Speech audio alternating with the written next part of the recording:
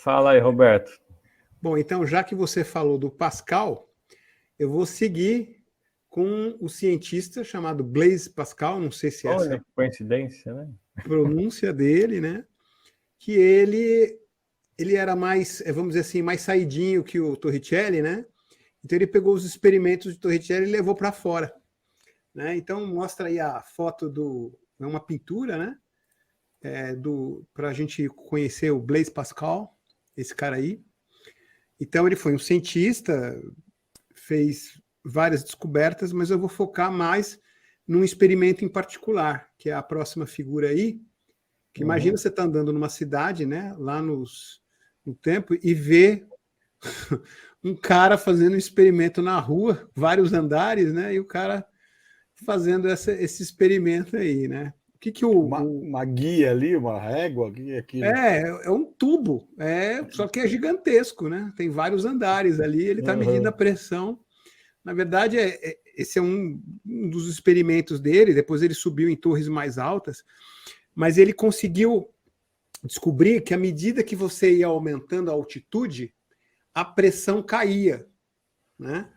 Então ele intuiu, né, que teria uma altitude muito grande que haveria, essa pressão ia chegar a zero, ou seja, ia ter vácuo.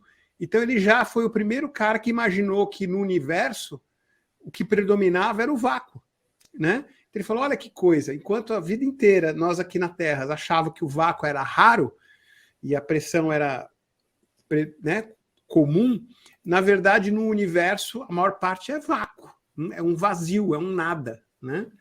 Então essa foi a primeira intuição aí do vácuo, né? O nada, né? Bom, Roberto, deixa eu fazer um parênteses rapidinho aqui antes de você continuar do Pascal.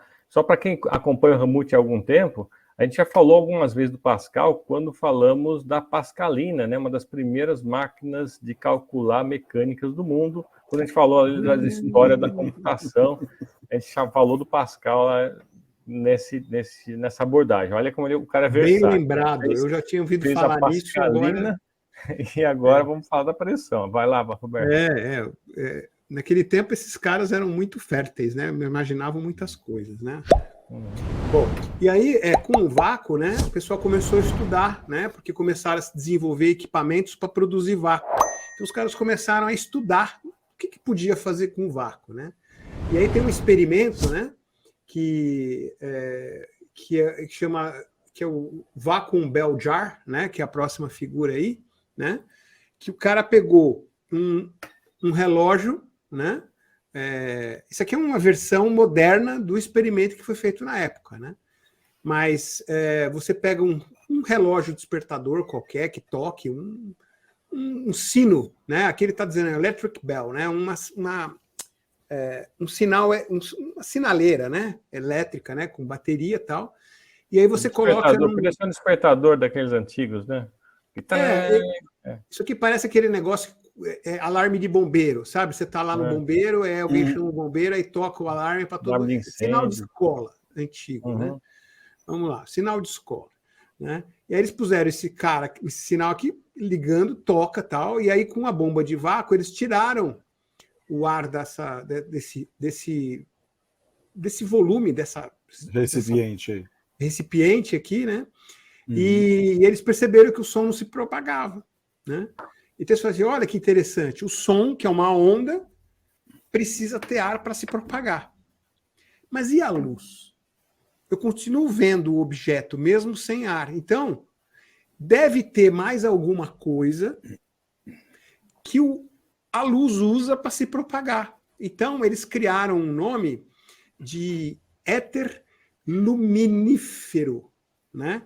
Com uma substância que você com o vácuo consegue tirar o ar, mas o éter fica ali, né? Então eles imaginaram que todo o espaço entre os planetas estava cheio desse éter luminífero, que fazia com que a onda da luz se propagasse, porque estava enxergando o Sol, estava enxergando as estrelas, então tinha que ter o éter, né? Eles não acreditavam que uma onda podia se propagar no vácuo, como ocorreu. Então assim, foi uma teoria errada de criar o tal do éter luminífero, né? Ok? Aí lá no... Vou fazer um outro parênteses aqui, já só para lembrar a gente que a gente falou, quando falou de Robert Metcalfe, criador do Ethernet, que ele tirou o nome Ethernet justamente do conceito do éter luminífero, que uma rede que se propagasse pelo éter. Ele já sabia que o éter, né, não existia, né? Ele veio muito depois de Einstein, né? Mas ele já falou, vamos chamar de Ethernet. E é daí que vem o Ethernet. Cara, a vida inteira trabalhei com Ethernet e nunca liguei esses pontos. Muito legal. Não tinha ideia. Por causa disso. Né? Vai lá. E aí, em 1887, você pode colocar a próxima figura aí, né? Dois cientistas, né? Um chamado Michelson e outro chamado Morley, né? Fizeram um experimento que eles queriam medir o éter luminífero, né? E aí, qual a ideia que eles fizeram? Né? Eles falam assim, bom, se eu estou na Terra indo direção, né? Nessa direção, eu estou, de repente, indo na direção essas setas vermelhas aqui, ó, eu estou indo na direção do éter luminífero, né? E se eu tiver na outra ponta, girando o instrumento, eu consigo medir a velocidade da luz contra e a favor o éter luminífero. Então, eu conseguiria ter variações, né? Então, esse equipamento, explicando rapidamente, tem uma fonte aí, bate ali no central, que é um espelho, né? Bate lá no outro espelho, volta. Eu não vou entrar em muitos detalhes, não. E tem um detector aqui. E aí, conforme exista o éter luminífero, os dois raios que chegam no receptor, que está aqui bem na frente, eles vão chegar juntos ou ligeiramente defasados. Se chegasse juntos, ia ter uma figura, um padrão. Se chegasse ligeiramente, ia ter outro padrão. Mas sempre chegou junto. Então, os caras falam assim, caramba, com isso aqui, eles conseguiram...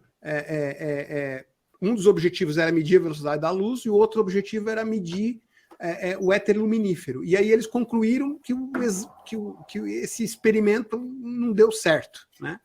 Só que aí o que aconteceu? O Einstein, né, muito esperto, né, pegou o resultado desse experimento e ele falou, e ele intuiu, o éter luminífero não existe, né? Portanto, as ondas eletromagnéticas podem se propagar no vácuo. Né? Isso foi em 1905, cara, pouco mais de 100 anos atrás, né? Um conhecimento muito... Né? E aí se concluiu aí nessa época que o vácuo era realmente vazio, né? Não tinha nada, não tinha éter luminífero, não tinha nada. Só que não, tem mais coisa lá dentro. E agora vai começar a viagem, né? Então vamos lá. Ao mesmo tempo em que o Einstein descobriu que o vácuo era literalmente nada, e ele estava errado nisso, né? Então, nessa época, surgiram essas primeiras aplicações. Então, o pessoal cada vez mais conseguia ter muito mais contato com o vácuo, e os cientistas começaram a fazer muito mais experiências com o vácuo, né? E aí teve um monte de experiências, né? Uma dessas experiências, né, provocou lá, nessa época, né? Provocou que a descoberta do raio-x, em 1895, e a descoberta do elétron, em 1896, com experimentos dentro de câmeras de vácuo, de vidro, que eles, né, faziam lá as folhas se aproximar, enfim. Ou seja, eles estavam começando a descobrir o mundo microscópico ali, né, com o elétron em 1896, virada do século XIX. Né? Falamos também do Thomson, que descobriu o elétron. Falamos alguns remutes atrás aí.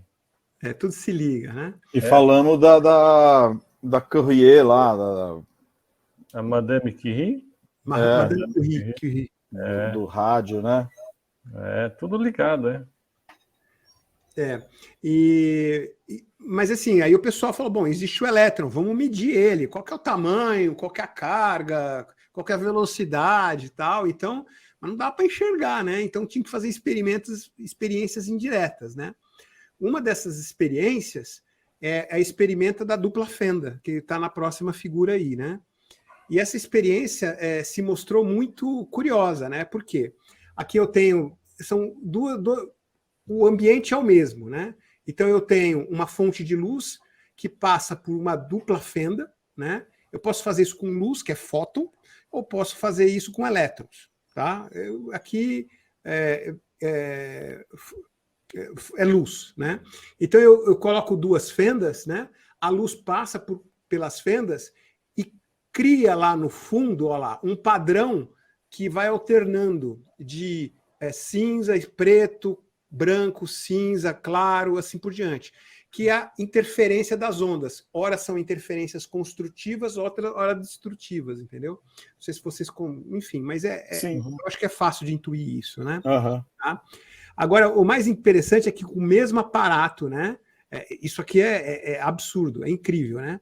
Dependendo, se você colocar medidores, né, de detector, a luz se comporta como partícula. Ela não se comporta como onda, entendeu? Então, assim, com a luz é muito fácil, porque eu acho que vocês já devem ter ouvido. Não, a luz é fóton. Porque o elétron muda de camada e produz um fóton. Beleza, isso é luz, tá? Uhum. Mas em algum momento, não, a luz é uma onda eletromagnética. Então, peraí, a luz é partícula ou a luz é onda, né? E aí a mecânica quântica vai dizer assim, que nessas escalas, as partículas, né, elas podem se comportar como ondas e ao mesmo tempo como partículas. É muito difícil para a gente, que tem os nossos sentidos adaptados para o mundo macro, conseguir intuir isso. Mas teve um monte de experimentos, um monte de provas que mostrou isso, né? Que as partículas atômicas... Então, quando você entra no mundo da mecânica quântica, das partículas muito pequenas, as coisas são, ora se comportam como partícula, ora se comportam como onda, como esse experimento aí, tá? E aí, desse experimento, né, vem um teorema, né, chamado teorema, é o princípio da incerteza de Heisenberg, que ele diz o seguinte, né?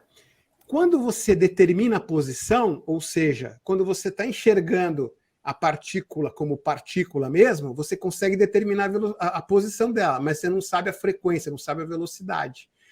E quando você enxerga ela mede ela como um padrão, uma onda, você enxerga a velocidade, porque tem o ciclo, né? O período, a frequência da onda, né? Mas você não enxerga a posição, ela está espalhada, né? Então, o princípio de Heisenberg está ligado nessa característica de, num mundo microscópico, as coisas podem ser tudo pode ser partícula ou pode ser onda, né? Isso é muito difícil da gente intuir, mas esses experimentos mostram isso, tá? Né?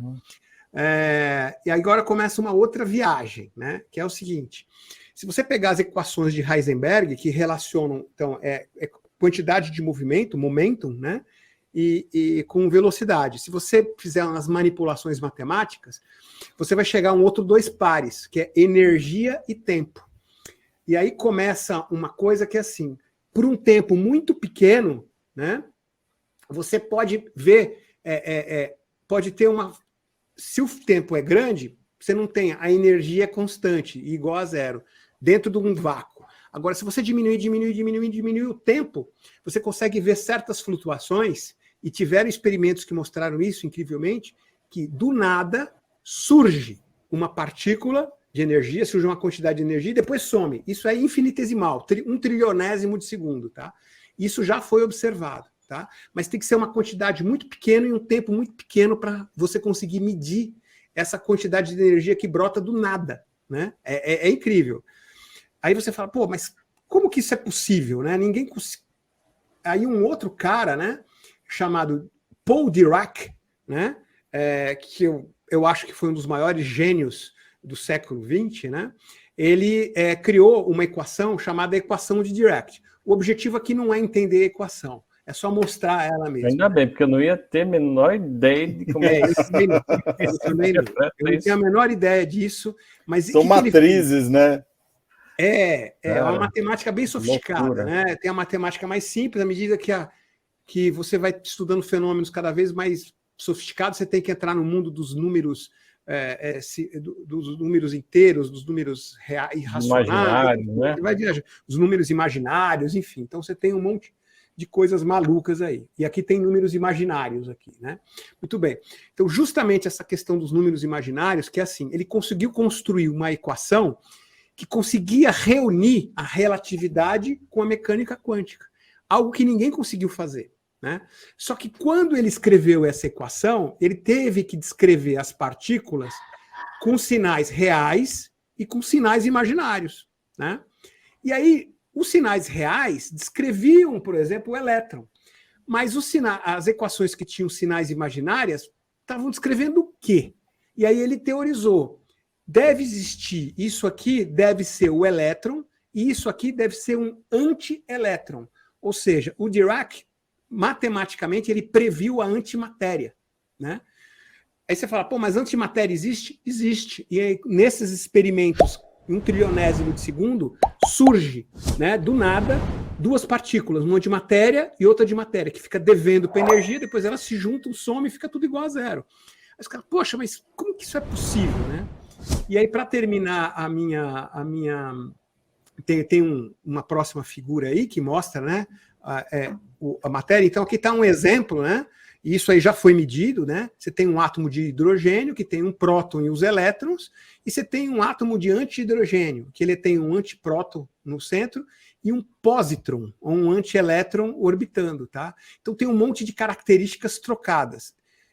Se eu juntar esses dois átomos, né? Um átomo e um antiátomo juntar, eles se aniquilam e gera muita energia. E a equação que faz essa relação com massa com energia é a famosa equação E igual a mc ao quadrado, que massa transforma em energia, tá? Então, tá aí uma viagem aí. E aí você fala assim, bom, não é possível que isso seja verdade, né? Então, um cientista americano, ele fez um experimento em Londres, eu não sei exatamente a época que fez, mas foi na metade do século, eu acho que foi 1932, tá? Se eu não me lembro, tá? O nome deles é Willis Lamb, né? Tem muito pouca coisa dele na internet, né? O nome dele é Willis Lamb, e ele fez um instrumento, que ele criou uma câmera de vácuo gigante, colocou lá um laser, então não tinha nada, e esse laser tinha que medir se aparecesse alguma flutuação. E ele conseguiu ver as flutuações aparecendo nessa câmera de vácuo. E ele falou, e aí ele mediu essa flutuação e ele chegou com uma precisão de 99,9999% da carga do positron e do antielétron que surgiram e sumiram. Então, isso é um dos experimentos mais precisos que existem, é esse do Willis Lamb. Então, essa viagem das coisas aparecerem e sumirem do nada foi provada pelo Willis Lamb, né? E para concluir aí a minha viagem pressinada, eu tenho um vídeo que eu recomendo vocês assistirem, que está aí na próxima figura, que está disponível lá no Prime Video da Amazon, que chama Tudo e Nada. É um documentário de 2 horas. Na primeira hora, ele fala muito do universo e da relatividade. E na segunda hora, ele fala muito do microcosmo, né, do mundo das partículas, e da mecânica quântica. E ele fica relacionando as duas coisas. Então, assim, eu assisti essa série já algumas vezes e eu sempre fiquei muito fascinado, porque tem muitos links muito interessantes, né?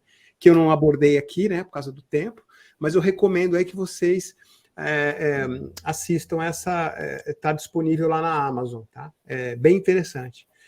E é isso. E essa viagem aí, né? E tem mais coisas que estão descobrindo, eu recomendo assistir aí, que é empolgante. Desculpa aí a minha Siri aqui, que é empolgante. Às vezes ela fica ouvindo aí que você fala e fica respondendo. Itinerário, ela escutou lá. Itinerário, ela escutou. Né? Então, a minha Siri, de tanto o telefone ficar com a minha mãe, ela já fala assim, pega o casaquinho, ó, vai chover, tá frio, não esquece o guarda-chuva, antes mesmo de eu falar qualquer coisa. Muito bacana essa jornada para o nada, hein? E é legal esse vídeo, esse filme aí da Amazon aí, que explica de uma maneira bem interessante aí o tudo e o nada, que nem o Roberto falou. Eu vi esses dias aí. Achei bem legal. Ele começa com um aspecto bem histórico, né? Falando de Aristóteles, né? Na parte do nada, né? Com o negócio, como você falou, né? Que a aversão ao vácuo, né? E ele vai andando, passa por Torricelli, passa por Pascal e vai andando por cara não entendeu nada. Você não é o único. Mentecina, você não está sozinho. Eu não tive a menor ideia, né? A única coisa que eu vi lá vem uns números imaginários. É só isso que eu entendi, né? Ou seja, 1% da fórmula. O barato desses caras que aparecem com essas teorias, né? É que eles são tão vanguardistas que não tem ninguém para julgar a veracidade ou ou se está certo ou não o caminho dessa teoria, né? Porque é inovador demais, né? Demora muito gente tempo que é para fazer leigo... experimentos nisso, né? Oi? Demora muito tempo para fazer experimentos e criar experimentos para observar isso, muita tecnologia. Então, e aí você tem que fazer máquinas cada vez mais sofisticadas para medir isso. Então, por exemplo, para você medir lá a existência de uma partícula que forma, né, a física de partículas, né, que tem os bósons e os etc, né? E aí tinha o tal do bóson de Higgs, a famosa partícula de Deus. Então os caras tiveram que construir uma ferramenta que é o collider, né, o acelerador de partículas. Large Hadron Collider, LHC, né? Isso, LHC, exatamente. Que ele tem, eu acho que 180 quilômetros de diâmetro, né? É o maior equipamento já construído pelo mundo, custou bilhões, né? Então, assim, cada vez que você vai mais fundo para tentar descobrir coisas, você tem que criar experimentos maiores, né? Mas sabe que não é minha especialidade, obviamente, isso, mas é uma coisa que esses aceleradores de partículas ajudam também. Você comentou de partículas que surgem e depois de bilionésimo de segundo desaparece. Se você coloca num campo eletromagnético muito forte, você vai acelerar, porque se ela for carregada eletricamente, né? E você vai acelerar a uma velocidade muito alta essa partícula que surge, por exemplo. E quando você acelera próximo à velocidade da luz, o tempo dilata. Então ela não passa a ter só 1 bilionésimo de segundo, ela passa a durar mais, e aí você consegue detectar de uma maneira mais fácil. Você usa a contração relativística a seu favor aí. Por isso que eles aceleram muito as partículas. Ou seja, hoje é fácil provar que com a relatividade o tempo varia, né? Por causa desses instrumentos absurdamente sofisticados, né? Interessante. Não, impressionante você demorar anos e ter investimento de bilhões de dinheiro para dar um avanço que, na verdade, é deste tamanhinho na ciência, mas que depois ele vai repercutir de uma forma gigantesca, porque isso muda tudo, né? É que nem descobriu o DNA. Quando descobriu o DNA, mapeou o DNA, foi uma revolução para a ciência, né? Mas assim, muitas pessoas acham que, não, eu tenho que fazer uma descoberta pelas aplicações, pelo dinheiro. Não, isso tem, né? Mas também tem o que a gente falou no último Remute, a busca do desconhecido. Eu quero descobrir o que... Tudo bem, átomo é feito de elétron, de nêutron e de próton, mas tá, do que é feito o próton, do que é feito o elétron, do que é feito o nêutron, né? Aí tem lá, ele explica. Quarks, também tem quarks. Né? Quarks, lepton. O Alain lembrou do filme Interestelar, que mostra essa contração do tempo relativística, né? Quando o personagem pousa naquela lua muito próxima ao buraco negro e ele fica alguns minutos ali na superfície, isso é como se fossem anos e anos para quem está ali fora, né? Daí ele volta, o cara lá em cima da nave que estava esperando, tá velhinho. Eu me lembro né? bem, 1 hora era 7 anos. Não lembro. Né? Eu acho que era isso, 1 hora era 7 anos. Né? Mostra isso também.